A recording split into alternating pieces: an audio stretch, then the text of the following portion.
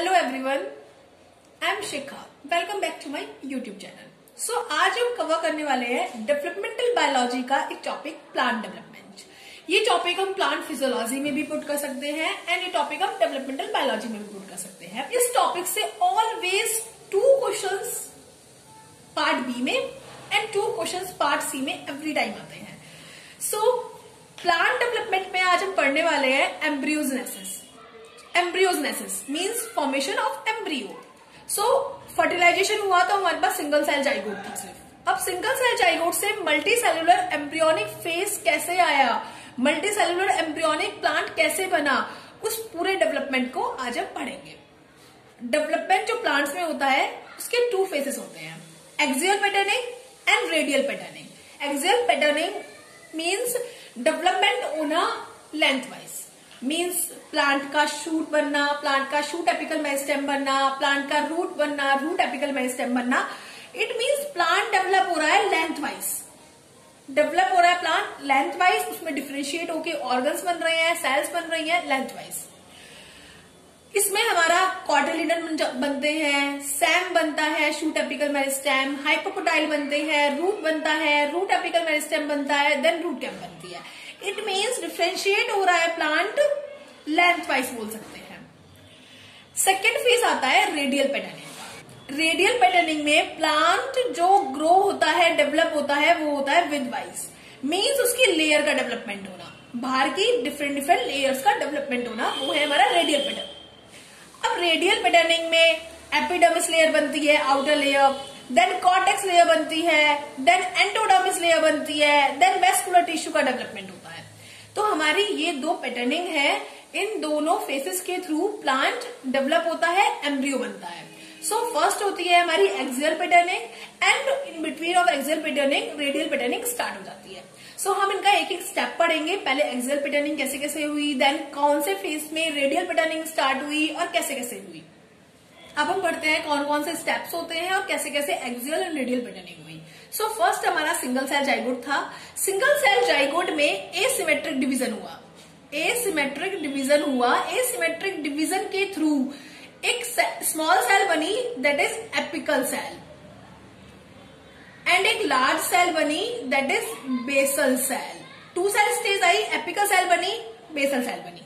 Apical cell dense cell थी as compare to basal cell. Then इसको बोलते हैं 2 सेल स्टेज। स्टार्टिंग से ही हमारी क्या होना स्टार्ट हो गया, एक्सियल पैटर्निंग स्टार्ट हो गई। देन हमारी जो एपिकल सेल थी उसमें 2 लॉन्गिट्यूडल डिवीजन हुए, 1 ट्रांसवर्स डिवीजन हुआ। ये सेल थी, इसमें पहले फर्स्ट डिवीजन हुआ, एक लॉन्गिट्यूडल डिवीजन, 2 सेल्स हो गई। फिर उन दोनों सेल्स में एक एक डिवीजन हुआ, second longitudinal division, and then third transverse division हुआ। इसके थ्रू हमारी 8 सेल स्टेज आ गई, 8 सेल स्टेज एपिकल सेल्स में। एंड ये थी हमारी बेसल सेल जो अभी तक नॉन डिवाइडिंग थी। तो हमारी इस स्टेज को बोलते हैं octant stage globular embryo.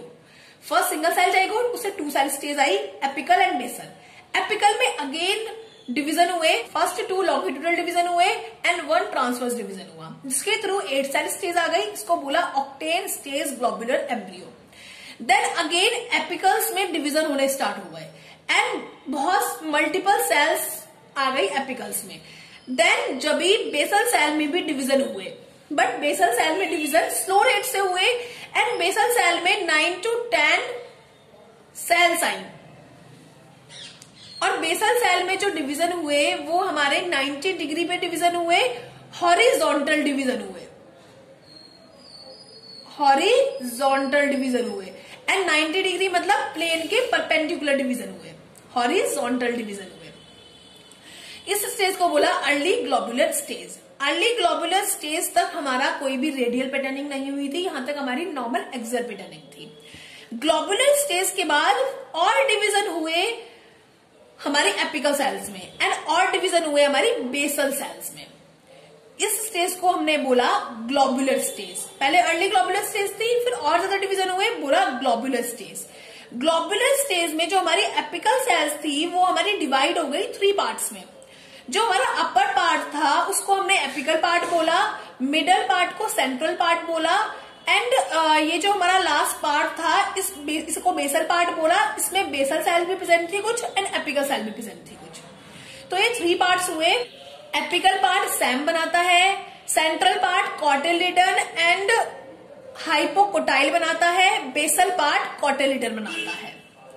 Okay, and ये जो बेसल सेल्स थी हमारी, जो स्टार्टिंग की जो बेसल सेल्स थी जिनमें डिवीजन हो रहा है, इन्होंने बनाया सस्पेंसर। सस्पेंसर क्या करता है, अटैच करता है एम्ब्रियो को वेस्कुलर टिश्यू से। Okay, and hypophysis and suspensor बना कहां से, बेसल सेल से। हाइपोफाइसिस क्या करता है, हाइपोफाइसिस आगे जाके root apical meristem and quiescent centre बनाता है। सो जो हमारी एपिकल सेल्स थी वो 3 पोर्शन में डिवाइड हो गई, apical zone, central zone, basal zone. Apical zone से सैम बना, सेंट्रल जोन से कॉटिलिडन एंड हाइपोकोटाइल बना, बेसल जोन से कॉटिलिडन बने, एंड हाइपोफाइसिस एंड सस्पेंसर में हमारी बेसल सेल डिवाइड हो गई। हाइपोफाइसिस से हमारा root cap and quiescent centre develop हुआ, एंड सस्पेंसर हमारा अटैच करता है इस पूरे एम्ब्रियो को टू वेस्कुलर टिश्यू। ये हमारा यहाँ तक globular stage I. Globular stage में डिवीजन हो गए, एंड ग्लोबुलर स्टेज में मेन बात ये हुई कि ग्लोबुलर स्टेज से हमारी रेडियल पैटर्निंग भी स्टार्ट हो गई। ओके, ग्लोबुलर स्टेज आने पर जैसे ही वो लेट ग्लोबुलर स्टेज की तरफ बढ़ने लगा एम्ब्रियो, सो यहाँ पे रेडियल पैटर्निंग स्टार्ट हो गई। रेडियल पैटर्निंग के 3 आउटकम्स आए, एक प्रोटोडर्म बना, एक मेरिस्टेम बना एंड एक प्रोकैम्बियम बना। प्रोटोडर्म ने आगे जाके एपिडर्मिस बनाया, मेरिस्टेम ने आगे जाके कॉर्टेक्स एंड एंडोडर्मिस बनाया, प्रोकैम्बियम ने आगे जाके वस्कुलर टिश्यू बनाया। सो लेट ग्लोबुलर स्टेज में आते आते एंड ग्लोबुलर का एंड होते होते हमारा एक्सियल पैटर्निंग भी हो गई एंड रेडियल पैटर्निंग भी हो गई। सो एम्ब्रियो में कॉटिलिडन फॉर्म होना शुरू हो गए। हमारा कॉटिलिडन कौन बनाता है, सेंट्रल एंड बेसल जोन। तो इस सेंट्रल जोन में एंड बेसल जोन में हमारा कॉटिलिडन बनना शुरू हो गए। जब ये कॉटिलिडन बनना शुरू हुए तो उन्होंने एक हार्ट शेप फॉर्म कर ली। ये हार्ट शेप बन गई एंड ये इसका सस्पेंसर एंड हाइपोफाइसिस हो गया। हार्ट शेप एम्ब्रियो कन्वर्ट होने लगा धीरे धीरे टॉर्पेडो स्टेज में। जब हार्ट स्टेज जाने लगी और यहाँ पे सैम का डेवलपमेंट होने लगा, तो ये क्वेश्चन आ जाता है कि जब सैम का डेवलपमेंट होता है तो हार्ट से टॉर्पेडो बनता है, एंड जब कॉटिलिडन का डेवलपमेंट होता है तो हमारा ग्लोबुलर से हार्ट एम्ब्रियो बनता है। पहले कॉटिलिडन का डेवलपमेंट होना स्टार्ट हुआ तो हमारा जो ग्लोबुलर स्टेज थी वो हार्ट शेप में कन्वर्ट हो गई। देन हमारा हार्ट शेप टॉर्पेडो में कन्वर्ट हुई, जब हमारा सैम शूट एपिकल मेरिस्टेम का डेवलपमेंट होना स्टार्ट हो गया, that is shoot apical meristem. तो ये आती है torpedo stage. And torpedo stage से डेवलपमेंट होते होते हमारा फुल एम्ब्रियो बन गया। इसमें हमारा सैम था, कॉटिलिडन थे, हाइपोकोटाइल थी, क्यूशन सेंटर था, रूट कैप थी, रूट टिप थी। तो ऐसे हमारा डेवलपमेंट हुआ और इस स्टेज के थ्रू हमारा जो सिंगल सेल जाइगोट था वो हमारा फुल एक एम्ब्रियो बना। पहले सिंगल सेल थी, उससे डबल सेल बनी by the asymmetric division, apical cell, basal cell. Then basal cell ऐसे ही रहा, एपिकल सेल में डिवीजन होने स्टार्ट हो गए। एपिकल सेल में हमारे 2 लॉन्गिट्यूडल डिवीजन हुए एंड 1 ट्रांसवर्स डिवीजन हुआ, जिससे ऑक्टेन स्टेज बनी। और वो जो ऑक्टेन स्टेज थी उसमें हमारा फिर से डिवीजन हुए, और इस डिवीजन जब हुए तो ग्लोबुलर स्टेज बनी। ग्लोबुलर स्टेज में हमारी बेसल सेल में भी कुछ डिवीजन हो चुके थे। तो जो हमारी एपिकल सेल थी उसको जोन्स में डिवाइड करा गया। फर्स्ट जोन एपिकल जोन था, सेकंड जोन सेंट्रल जोन था, फिर बेसल जोन था। जो एपिकल जोन था उसने सैम बनाया आगे जाके, सेंट्रल जोन ने हमारा हाइपोकोटाइल एंड कुछ पार्ट कॉटिलिडन का बनाया। जो बेसल जोन था उसने हमारा कॉटिलिडन बनाया, और जो हमारे नीचे बेसल सेल्स थी उसमें वो 2 में डिवाइड हो गई, सस्पेंसर एंड हाइपोफाइसिस। अब जो हाइपोफाइसिस थी वो हमारा root cap, root tip, quiescent centre बनाती है, एंड जो सस्पेंसर है वो इस पूरे एम्ब्रियो को कनेक्ट करता है टू वेस्कुलर टिश्यू। देन हमारी रेडियल पैटर्निंग स्टार्ट हुई। रेडियल पैटर्निंग में हमारी लेयर्स बनी, तो उसके लिए प्रोटोडर्म बना, मेरिस्टेम बना, वेस्कुलर कैम्बियम बना। जो प्रोटोडर्म था वो एपिडर्मिस में कन्वर्ट हो गया, देन जो मेरिस्टेम कॉर्टेक्स एंड एंडोडर्मिस में कन्वर्ट हो गया, वेस्कुलर कैम्बियम से वेस्कुलर टिश्यूज बने, एंड देन फिर हमारा वो हार्ट शेप में आया बिकॉज कॉटिलिडन डेवलप होने लगे। हार्ट शेप टॉर्पेडो में कन्वर्ट हुई बिकॉज शूट एपिकल मेरिस्टेम था वो डेवलप होने लगा। देन धीरे धीरे करके हमारा फुल एम्ब्रियो डेवलप हो गया। सो ये थी हमारी स्टेजेस जिससे हमारा एम्ब्रियोजेनेसिस होता है। तो अब हमारा आता है ऑक्सिन एंड साइटोकाइनिन का क्या क्या रोल है इसको डेवलप करने में। ये पूरा स्टेप हुआ, इसमें ऑक्सिन और साइटोकाइनिन ने कैसे कैसे रोल प्ले किया। फर्स्ट हम ऑक्सिन की बात करते हैं। ऑक्सिन प्लांट पोलैरिटी डेवलप करता है। ऑक्सिन का एसिमेट्रिक डिस्ट्रीब्यूशन हुआ है इस पूरे प्रोसेस के थ्रू। एसिमेट्रिक डिस्ट्रीब्यूशन की वजह से कहीं पे एपिकल सेल हमारी डिवाइड कर रही है, बेसल डिवाइड नहीं कर रही है। सब किसने डिसाइड किया कि एपिकल डिवाइड करेंगी, अभी बेसल नहीं डिवाइड करेंगी, अब बेसल डिवाइड करेंगी, एपिकल नहीं डिवाइड करेंगी। ये सब डिसाइड किया ऑक्सिन ने, बिकॉज ऑक्सिन का एसिमेट्रिक डिवीजन हो रहा था, उसी के थ्रू ये सब डिसाइड हुआ। सो ट्रांसपोर्टेशन जो था ऑक्सिन का एसिमेट्रिक डिस्ट्रीब्यूशन वे में हुआ। कहीं ये नहीं कि सिमेट्रिक है हर जगह, एपिकल में भी उतना ही है, बेसल में भी उतना ही है। ऑक्सिन का ट्रांसपोर्ट एसिमेट्रिक था, ऑक्सिन का डिस्ट्रीब्यूशन एसिमेट्रिक था। तो हमारे पास 3 स्टेजेस थी जिसमें ऑक्सिन का मेन रोल होता है। 2 cell stage, globular stage, heart shape stage.